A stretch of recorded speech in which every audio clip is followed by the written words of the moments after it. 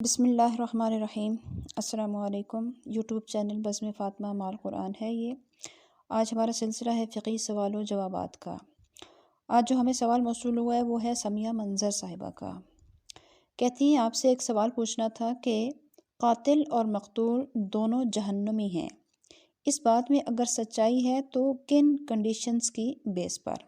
کہ میری بہن، ایک حضرت ابو بکرہ سے ایک حدیث مروی ہے کہ حضور نبی کریم صلی اللہ علیہ وسلم نے ارشاد فرمایا کہ جب دو مسلمان اپنی تلواروں کے ساتھ ملیں یعنی آپس میں لڑیں تو قاتل و مقتول دونوں جہنم میں ہیں۔ تو میں نے عرض کی کہ یا رسول اللہ صلی اللہ علیہ وسلم، قاتل کے متعلق تو درست ہے لیکن مقتول کیوں؟ تو آپ نے فرمایا کیونکہ وہ بھی اپنے حریف کو قتل کرنے کا تمنائی تھا۔ تو اس کا مطلب یہ ہے کہ اگر دو شخص ایک دوسرے کو قتل کرنے کے ارادے سے لڑ رہے ہیں اور ان میں سے ایک غالب آ جاتا ہے، دوسرے کو مار ڈالتا ہے، اور پھر بعد میں اگر اسے توبہ کی توفیق بھی نہیں ملتی تو اس صورت میں وہ دونوں جہنم میں جائیں گے، کیونکہ وہ دونوں ایک ہی ارادے سے لڑ رہے تھے، اور ناحق قتل کرنے سے انسان کافر ہو جاتا ہے کہ ایک غالب آ گیا، اس نے مار ڈالا، دوسرا مغلوب ہو گیا، وہ مر گیا۔ اسی طرح اگر اس کے برعکس ہوتا، جو مر گیا، جو قتل ہو گیا، اگر وہ غالب آ جاتا تو وہ اس کو، جو بچ گیا ہے، اس کو مار ڈالتا، تو اس صورت میں وہ دونوں قتل ہی کا ارادہ رکھتے تھے، تو اس بنا پر ان دونوں کو جہنم میں ڈالا جائے گا۔ تو میں نے اپنے سابقہ سبق کے اندر جو ایک آیت مبارکہ پڑھی تھی جس کی تفسیر بھی بیان کی تھی، سورہ بقرہ کی آیت نمبر 178 تھی کہ یا ایھا الذین آمنوا کتب علیکم القصاص فی القتلی، اے ایمان والو تم پر فرض کر دیا گیا قصاص یعنی بدلہ لینا، فی القتلی ناحق قتل میں۔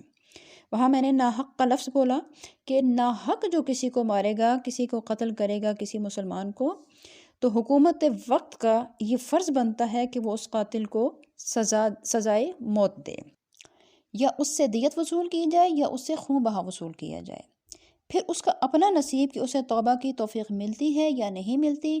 اگر وہ توبہ کر لیتا ہے اور پھر سے اسلام قبول کر لیتا ہے تو پھر اللہ تعالیٰ سے اس کی بخشش اور رحمت کی امید کی جا سکتی ہے، کیونکہ قرآن مجید میں ایک اور جگہ پر سورہ نساء کے اندر آیت نمبر 93 میں اللہ تبارک و تعالیٰ فرماتا ہے وَمَن يَقْتُلْ مُؤْمِنًا مُتَعَمِّدًا فَجَزَاؤُهُ جَهَنَّمُ، وَمَن يَقْتُلْ جو شخص قتل کرے گا مؤمناً کسی مومن کو متعمداً جان بوجھ کر، فَجَزَاؤُهُ تو اس کی سزا جہنم جہنم ہے، خالداً فیہا ہمیشہ رہے گا وہ اس جہنم میں، وغضب اللہ اور غضبناک ہوگا اللہ علیہ اس پر جو کسی مومن کو جان بوجھ کر قتل کرے گا، وَلَعَنَہُ اور لعنت فرمائے گا اللہ تعالیٰ اس قاتل پر۔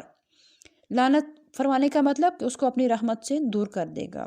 وَأَعَدَّ اور تیار کر رکھا ہے لہو اس قاتل کے لیے اللہ تعالیٰ نے عذاب عظیماً بہت بڑا۔ اس آیت مبارکہ سے پتہ چلا کہ جو شخص جان بوجھ کر کسی کو ناحق قتل کرتا ہے تو اس کے لیے 3 وعیدیں ہیں، ایک تو وہ جہنم میں رہے گا ہمیشہ، دوسرے اللہ تعالیٰ اس پر غضبناک ہوگا، اور تیسرا یہ کہ اللہ تعالیٰ اس پر لعنت فرمائے گا یعنی اسے اپنی رحمت سے دور فرما دے گا۔ تو یہ سزا اس شخص کے لیے ہے کہ جو قتل کرتا ہے اور پھر اس کے بعد توبہ نہیں کرتا اور مر جاتا ہے تو وہ کفر پر مرا، اس لیے اس کے لیے ہمیشہ جہنم میں رہنے کے بارے میں فرمایا گیا۔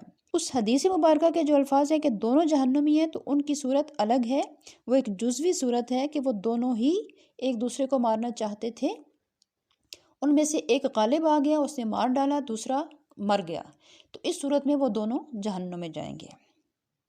امید ہے کہ میری اس وضاحت سے آپ کی کچھ الجھن ختم ہو گئی ہوگی۔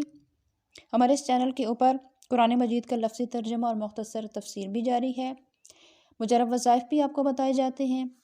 اگر آپ کو کوئی مجرب وظیفہ چاہیے ہو تو وہ بھی کمنٹ میں لکھیے، انشاءاللہ تعالیٰ آپ کو اس کا بھی قرآن و سنت کی روشنی میں جواب دیا جائے گا۔ دعا ہے کہ اللہ تعالیٰ ہمیں اسلامی تعلیمات کو سمجھنے کی اور ان پر عمل کرنے کی توفیق عطا فرمائے۔ آمین۔ السلام علیکم ورحمۃ اللہ وبرکاتہ۔